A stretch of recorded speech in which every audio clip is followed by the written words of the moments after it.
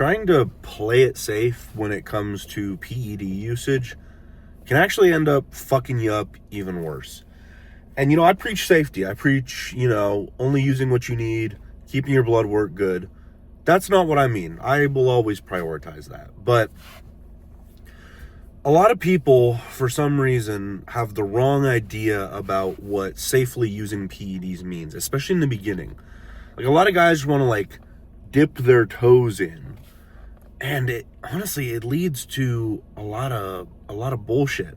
Let me give you a couple examples, like myself.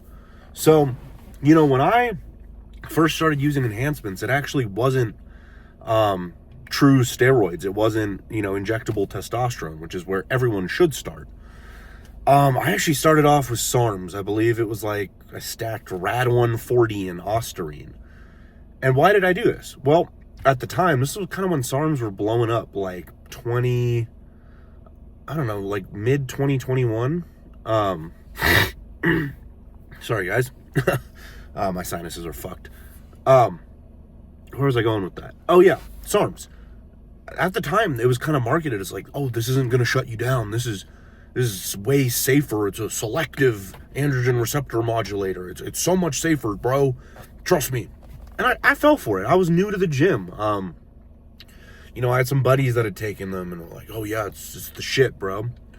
So I did, a fucking, 12-week cycle of SARMs. I don't remember exactly how long it was. And yeah, I put on some muscle tissue, for sure. But it came with a lot of side effects. And I'm not talking about the kind that you can easily manage, like with steroids. My dick stopped working. Yeah, I know. A lot of fucking bodybuilders don't like to admit to their side effects because they're kind of fucking emasculating. Yeah, my dick stopped working. I don't think I woke up with morning wood for the entire time I was on that cycle. Little did I know, SARMs don't replace bioidentical testosterone. They shut down your production. Maybe not fully actual testosterone, but they sure as fuck don't convert into estrogen. And you need estrogen to feel good. You need estrogen for your dick to work. And when I got blood work after, doing these safe compounds, dude, my cholesterol was all over the place. My liver enzymes were through the fucking roof. So by no means was what I did safer, but I thought it was safer. I thought I was just I don't want to do steroids yet. Those are dangerous. Blah, blah, blah. I need to get this shit checked out. Another example, I have a buddy, I'm not going to name him. The dude looks fucking jacked now. So let me say this, no hate. The dude's has some phenomenal genetics, especially for how short he is, bro. If he wanted to take it all the way, he could do very well in fucking 212. With a couple years of adding size. Anyways, this dude was in my National Guard unit, and he'd been working out for a while. He did some shows when he was a teenager, and he wanted to get into gear. And I told him all right, here's what you should do. 500 mgs a test, maybe throw in an oral at the end. Simple shit. What I believe everyone's first cycle should be. Honestly, you can push a little higher than 500 depending on how confident you are at managing side effects. But I told him this, and he's like, well, no, it's just I'm scared of needle. I forget what his fucking excuse was. Basically, he thought he wanted to do things safer. I don't want to, inject myself and completely shut myself down and all this shit. So he did an Anavar-only cycle. And I told him before he started, I'm like, bro, your dick's going to stop working. Your joints are going to feel terrible. You're going to have terrible brain fog because you're going to have no estrogen. And he didn't listen to me. And guess what? 12 weeks later or whatever, man, I should have listened to you. Oh. Fucking shithead. I give him shit all the time. And then he started doing things right. And guess what? He blew the fuck up. Every time I see this fucking guy in person, we'll train together sometimes, I'm like, holy shit, bro. Dude can grow off not a lot of tests. So props to him for that. But essentially, so many guys have this idea that oh, if I do these weird fucking protocols, it's so much safer. And it's not even just like, stupid shit like SARMs or orals only. It's like, I'm just going to use him. Honestly, he's not even like the biggest culprit of this shit, but Todd Lee, great example. This dude, it's like, keep your test at like hormone replacement therapy levels. So like 100 to 200 milligrams a week, and then just use Masteron to grow. Masteron? First of all, Masteron doesn't grow tissue for shit.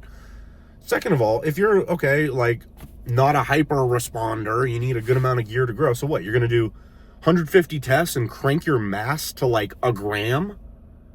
How is that healthier than a gram a test? I'll tell you what, my cholesterol is going to look a lot worse on a gram of fucking Masteron than a gram of test.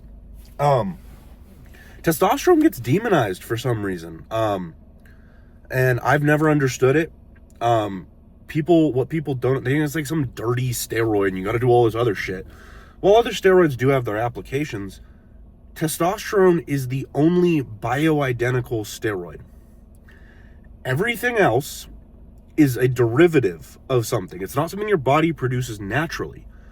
So it does give like some unnatural looks. It looks pretty fucking sick. However, it's going to be hard. Everything else besides testosterone is going to be harsher on your blood work than testosterone. You're welcome for that. Where was I going with that? Yeah, so like people like to demonize fucking testosterone. Bro, my blood work looks the best on test only cycles. It looks pretty good regardless now, because most of my cycles are just high dose tests, EQ, and growth now. But you guys gotta stop being scared of it. Bodybuilding doesn't exist without hormone use.